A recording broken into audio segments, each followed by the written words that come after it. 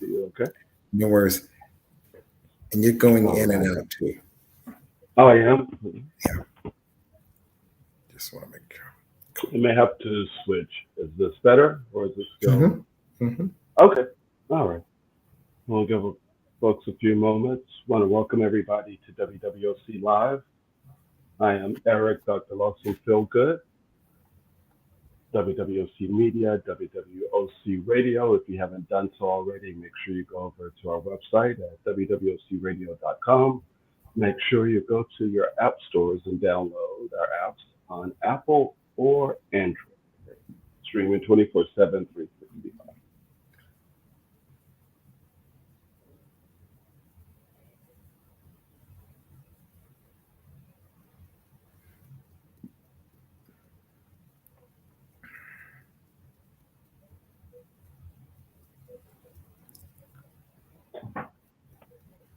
All right. And let's jump into it. Good evening, everyone. I want to welcome you to WWOC Live, our news and entertainment program. I'm your special host today, Erick, Dr. Lawson Feel Good. I have the pleasure of interviewing Elroy R.C. Smith, or is it just Elroy Smith? Do you have a preference, sir?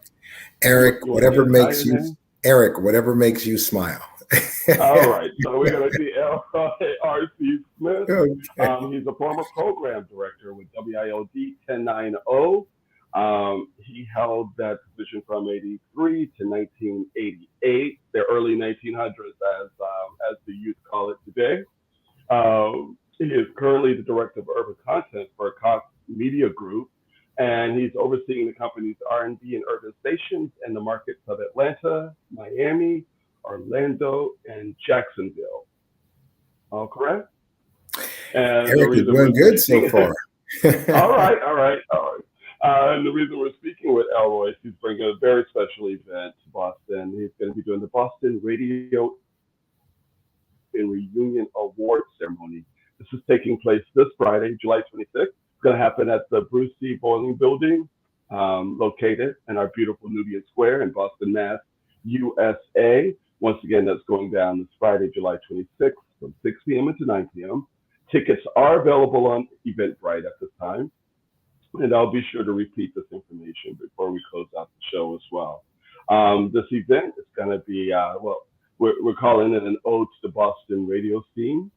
And it's going to be an event where we are acknowledging and honoring our radio personalities, past, present, and future, because I believe most of the honorees are still active in this job we call showbiz, radio, etc. So that means WLD seems to be the perfect place, the perfect starting ground for a career at the time. So everyone give it up for Elroy Smith. Thank you, Elroy, for joining us this evening. Truly a pleasure and an honor to speak with you. Well, Erick, it's certainly an honor to meet you, and thank you so much for having me on your program tonight. Awesome. So this evening, or the upcoming Boston Radio Reunion and Award Ceremony, it's going to be a ceremony honoring our most notable media personalities, which include, aside from WIOD personalities that worked at KISS 108 as well. And this also serves as a night for us to reconnect with you guys and to get a little networking in, because networking is important. It's going to include special appearances. Let me know if I'm talking to you. Don't let me steal your thunder, Elroy. So let me know if I'm. No, I usually try to follow the host. I want to show you absolute respect, but you are on it. I think all right. No, the points that you are relaying is accurate. But yes, this big affair will be taking place this Friday night at the Bruce Bowling Municipal Building. I'm so excited that we are honoring, as you said earlier, several people that are deserving, i.e. JoJo Cooking Kincaid.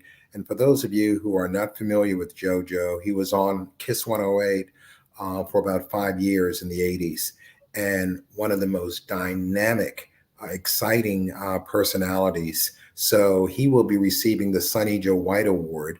And Just some quick information on Sonny Joe White. Sonny Joe White was on WILD in the latter 70s, early 80s. And he's the one that's responsible for debuting Kiss 108, which is still around today. So I would say Sonny Joe White became a pioneer in Boston with regard to being on air and a program director.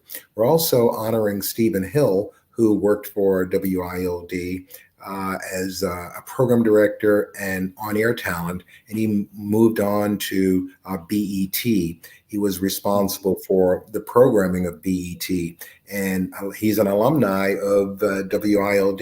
WILD, yeah. I'm just sitting here, just running down the credits of incredible people here. So Stephen Hill will receive the Emerson College Achievement Award. Not forgetting another honoree, Miss Candy Eastman, who was on WILD in the 80s. And Erick, today, she has been at one radio station in Houston, which is called Magic 102.1, for close to 30 years. So, yeah, that should be pretty much honored, just the amount of time that she spent at one station. But it all started in Boston at her alumni, which is Northeastern University. And she was also heard on WRBB. And then we moved her over to WILD. And then we won't forget about Ralph Tresvant, who, of course, many of you know. He's the lead singer of New Edition. And Ralph is getting the Legacy Award. For those of you who do not know, Ralph is not only an entertainer, he also is an on-air personality. He has a syndicated show called Love and R&B. So he's excited to come into town, the city that made his career where it is today. So I cannot wait to see Ralph Tresvant. And to conclude the night, Mayor Michelle Wu will be proclaiming Friday, July 26th, as WILD Day in Boston. Now, what a way to close this celebration with this radio station being proclaimed as a significant entity in the city of Boston. Right, and well-deserved and long overdue. And I just want to add a couple of footnotes on to some of the honorees. I would be amiss if we didn't acknowledge that Stephen Hill is also married to beautiful songstress Shantae Moore. You wanted to get that in there, huh? Let me just slide get that in there. And also in regards to Candy Eastman and being at Magic 102.1 in Houston, I want to send shout outs and love to all the folks in Houston who are affected by Hurricane Beryl. That kind of came through and savagely did things to that town. Loss of power, flooding, deaths, everything. So shout out to all of those as well as Candy. Our prayers and thoughts are with you during this time. So I just wanted to ask, you mentioned that Michelle Wu is going to be honoring, July 26th, officially WILD 1090 Day. With the significance of the role that WILD played in radio, Black radio, to be specific, do you mind sharing with us why do you think it's important for us to acknowledge and honor the legacy of this radio station? Yeah, Erick, what's really amazing, this radio station is no longer on the air. However, it still has impact in my heart and in so many other people's hearts. It was around for over 50 years, and it made a difference in Boston, Massachusetts, especially for African Americans. They had a platform that they knew that if I turn on WILD, I will feel at home. And that's how that radio station was designed. It was their radio station. And for the mayor to take a moment to honor WILD, it is truly deserving because this station had everybody wanting, craving to be on, i.e., Governor Dukakis. If he wanted to get the word out to a specific audience, which is African Americans, he knew to visit WILD, and he did that. And we made it fun for him, so it was not always serious. Of course, we'll ask him, the pertinent questions, but at the same time, we would have him introducing songs, sort of pretending as though he was the DJ, and he would stay on for like an hour. The mayor, Ray Flynn, would come to WILD. So that's on a political side. And now the entertainers, for New Edition and Maurice Starr to walk into the doors of WILD in 1984 and present to me Candy Girl.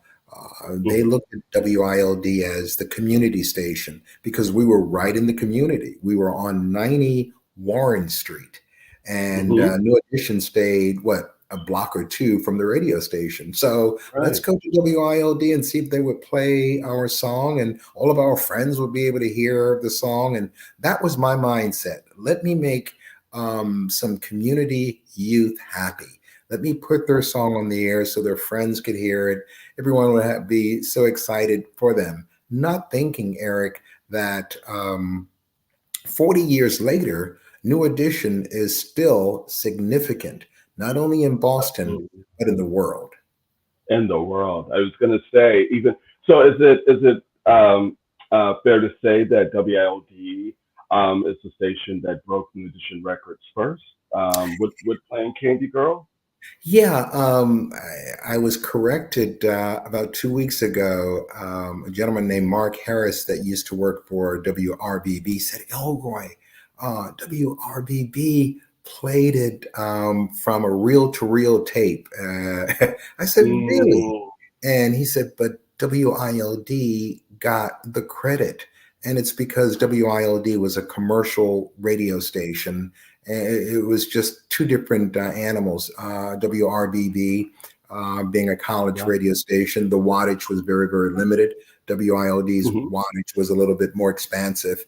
And so how I word it now, because I've learned that that college station exposed Candy Girl. So we'll say we were the first commercial radio station to play Candy Girl. And Eric, I still remember this day being in the studio, looking at Maurice Starr and Ricky Bell. I said, okay, guys, I'll put it on. And I played it one time and I'm like, there's something going on here. The phones rang. I'm sure they didn't call their friends to say, call the station, call the station. I think it was natural. Listeners and this is before, not listeners, mind you, before social media, before even MySpace. Yeah, it was organic. So we played it once. And with the feedback, Eric, being so powerful, we played it again. And then I'm like, we need to play it one more time. So we played that song 3 times the day that I received that record. Then a week later, I heard it on Kiss 108. That's when I said, oh boy, we have something, because Kiss 108, they were careful in regard to playing lots of R&B. And when I heard Candy Girl on Kiss, I said, boy, I think we have a certified hit here. Then after Kiss, it exploded. It went all across America. And here we are to see these guys today, still vibrant, still resilient, not taking their history for granted, but continuing to evolve. That is pretty flattering. Yes, absolutely. And I was also going to mention that, and shout out to Mark Harris and WRBB playing an important role in Boston radio. Sure. But what WILD and playing that record had a ripple effect beyond, Kiss 108. Because I remember as a kid in Shreveport, Louisiana, and hearing New Edition, OKOKA, and seeing the 45, I think it was on Streetwise. And let me say this: you are so right. And it was a white record, and you saw the words streetwise, and Yes. I still see that to Hmm. this very day. And to see what's going on with these guys, and to see Ralph so excited to come back to the city that gave him an opportunity to be who he is today. He will not be on video. He is going to be flying into Boston on Thursday night, preparing to accept this award on Friday, and then going right back out Right. of town to do a concert in Cincinnati.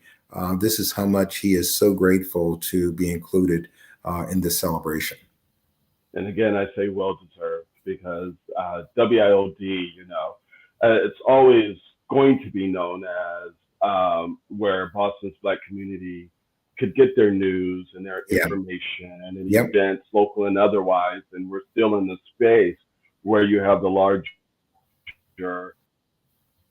media companies and radio stations that genuinely don't acknowledge Roxbury, Dorchester, Mattapan. It's such a wider scope and a broader scope. And I get that because they're probably a syndication and they can't necessarily hone in on what's going on Blue Hill Ave. But we need that as residents of Boston, Mass, to know what's going on in our city and town. Well, Former and mayor, Boston mayor. you're right. You're right on that, Eric. I Yeah. came into town to sort of get a feel of the Bruce Bowling municipal building, and I was Yeah. in awe because I have not been in Boston in a while, and Right. to see, the African Americans in Dorchester, Roxbury, Mattapan, in that area, to watch them and to Hmm. see them without a microphone or a platform Right. that they Right. can call, that is my station. That is the resource that we go to, as you indicated, for information, for great R&B music, the community station. And it hurts my heart that we do not have our station. When I say our, whoever loves R&B music, Right. there's really not a platform on terrestrial radio that caters to that genre of music. Right. And hopefully, as Sam Cooke said, a change is going to come. Sure. So, Thank you. if WWOC has anything to say about it, change is definitely going to come. I have to say Yes, that sir. as the next line for us. Yes. So you've done the Radio Reunion Awards previously in Chicago to great success. What about the success of that event? Boston, WIOD, made you feel like, okay, I need to do one of these, in Boston. I need to honor those, who are in Boston with me as well. And just in case you're not getting the prompts, this is where you say things about how Boston is the best, greatest city ever. This is your cue to hop in there, and wax poetically about, the greatest city in the world. Well, Eric, it was really an experiment in Chicago. I really just wanted to meet some of the people that I've worked with in the past, because I was coming into town. I believe I was in San Francisco. I said, I want to see everybody in Boston. So I'll tell everybody, just meet me at this location. And I looked around. I'm like, oh, this place is packed. So I said, okay, well, let me try it again. Same thing, more people the next time. Then I said, maybe what I should do is do it in selective cities. A year ago, I said Mhm. Boston is next. And we have been thinking about this, working on this for the last few months. And the response to this event that's happening on Friday is overwhelming. Now, there's a difference in terms of what we're doing in Boston than what we did in Chicago. We just had people fellowshipping together, networking, exchanging phone numbers. Here, we added on the wing of awards. So we have given Boston a tier that Chicago did not get. And I think the awards is really, really exciting people. Why? I want to do this every year in Boston. I want to honor maybe 4 or 5 or 6 people every year, thanking them for their contribution to the radio industry. And to see people reaching out saying, I will be there, to hear their memories of WILD, it's just amazing. And I'll just say this, we do have tickets left. So if you want to come, try not to wait until Friday. Get your tickets now. You can go to Eventbrite and search for Boston Radio Reunion and Awards and reserve your ticket immediately, because when we are at capacity, there's no more room for anyone else. And the way things are going, it looks as though we will be at capacity very, very soon. I agree with that. I was going to say the street buzz on this event it's really out there, and I not too many people I've spoken with who haven't said, "Oh no, I'm going to that." You know, are you going to the reunion? Well, you know, we're only going to refer to it as the WILD reunion that's taking place. And you answered one of my questions that I had for you, which was this going to be something that we could possibly look forward to annually? So that would just be so dope if you make that happen. And thank you. You know, because the response is just so awesome to this, and again, long overdue. So I was gonna, and doing some of my research, I'll do a little fun fact. I read that prior to you know falling into radio, you had aspirations of being a singer in your home country of Bermuda. Is that a fact? Yeah, I was just fascinated Saying by. Something. I'm just kidding. Yeah, but you know, I tell you what, you may have heard this song before. It's A Thin Line Between Love and Hate by the Persuaders, and yes. I remember performing in front of 5,000 people at an outdoor festival, along with 4 of the members of the group that I was involved with. Our name was New Breed. So after the concert was over, they pulled me aside and said, you know, effective right now, you are no longer a member of the group. And Wow. Eric, I was devastated because I thought I did a good job. But what I did, and I get it why they wanted me to go, it was because I was talking. I was like the MC throughout their performance. I really didn't add anything to the harmony or to the routine. It was just so bad. So I would have fired me, in other words. Oh, so, come on. Yeah, I mean, I would have not been able to sustain. That's my point. So I went home, down and out, depressed, turned the radio on and said, I want to be a DJ. And I went to the local radio station and they said, you know what, you may want to go to school for this. And I pursued school. That's how I ended up in Boston. I went to a school called Graham Junior College, which is no longer around, a communication school. But after that, I transferred my credits and went to Emerson College. And I went back for the summer and they gave me a job on the radio in Bermuda. Yes. Wow. Look. You know, I may not be a singer, but I'm the one who's going to have to play your record. So, you know, either way. So I wanted to ask now, and this may be something, you know, that'll take place on Friday, but do you have any special memories or favorite stories? And I'm sure you have a ton that you'd want to share about your experience in Boston or your experience with WILD. And we'll let you do the family friendly version here. And on Friday, I fully expect to hear, you know, the unedited, you know, version of these stories. But do you have any memories of Boston or WILD that you would like to share? Well, I'll tell you this. I'll tell you this, Eric. We were on 390 Commonwealth Avenue in Boston. The new owner, Ken Nash, said, you know what, let's move the radio station to Roxbury. And all of us are like, okay, we're right in the community.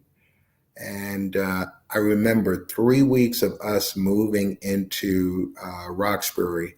I came to the radio station to do my morning show with the coach, Willie May, and I walked into the studio and the 2 turntables were gone. And I could not start the morning show because I did not have any turntables. So an anxious person probably got excited, said, oh, a radio station is right down the street. Mm-hmm. Let me go ahead and visit, and saw the 2 turntables, unplugged them, walked out of the building. We didn't have cameras then. So I was not able to sign on the radio station that morning until the engineer got there. So we didn't sign on probably until 90 minutes later. So that's one thing that I mean, that was just dead. It was dead air. Yeah. You know what's crazy, Eric? The station already was limited in terms of airtime. And so whoever stole those 2 turntables, they messed things up for the community. Why? We had to wait 90 minutes before we were able to start playing music. So the only thing listeners heard was shh. We couldn't do anything. Amazing.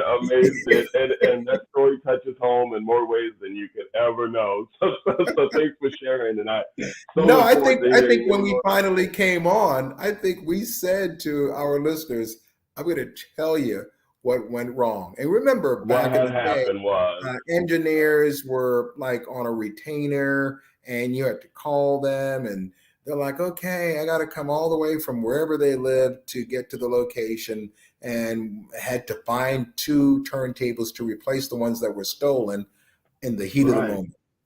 Wow. And thank you guys for not packing up and moving, because you understood what the mission was at that point, right? That they are ready for us. Well, I want to thank you again, Elroy, so much. It's truly a pleasure to have this opportunity to speak with you, and for you to come on and speak with us on WWOC Media. Once again, I just want to remind everyone, going down this Friday, July 26th, Boston Radio and Reunion Awards at the Bruce C. Bowling Building, Municipal Building, located in beautiful Nubian Square here in Boston, Massachusetts, USA. This Friday, July 26th, 6 p.m. to 9 p.m. Tickets are still available via Eventbrite, and you're strongly encouraged to get tickets early. Don't wait. Don't hold off. Don't come and stand by the door asking for Elroy. What are you going to say, Elroy? Eric, it's funny. I have told you. Eric, I just want to say thank you so much. It's good to chat with you, and I appreciate you reaching out and coordinating this. And I'll be woke with you and all of your fans. Yeah, thank you. Thank you. I'll make sure to bring you one of my T-shirts, and I can't go without mentioning shout out to Sandy Robinson. Well, let me tell you, Sandy and I used to work at WILD together. So I just want to say to Sandy, thank you for helping to coordinate this. And she was just so significant to the success of our sales department at WILD. So thank you, Sandy. And Eric, I hope to meet you in person on Friday. Without a doubt. I'm looking forward to it as well. Once again, Boston Radio and Reunion Awards going down at the Bruce C. Bowling Building, Municipal Building, located in Nubian Square this Friday, July 26th. Make sure you get those tickets.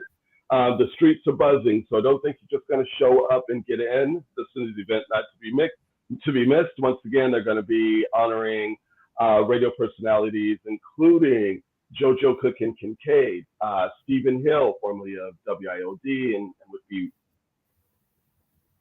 now with BET, or formerly with BET as well.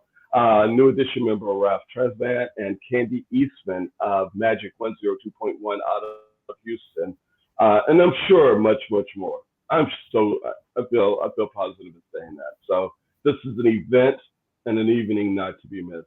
And we look forward to seeing you there. Thank you again, Elroy. Thank you, everyone, for tuning into WWOC Live, and make sure you keep it locked to our social medias and to our radio for upcoming events and information. Until then, have a good night. Stay blessed, everyone. Thank you, Eric. Good night.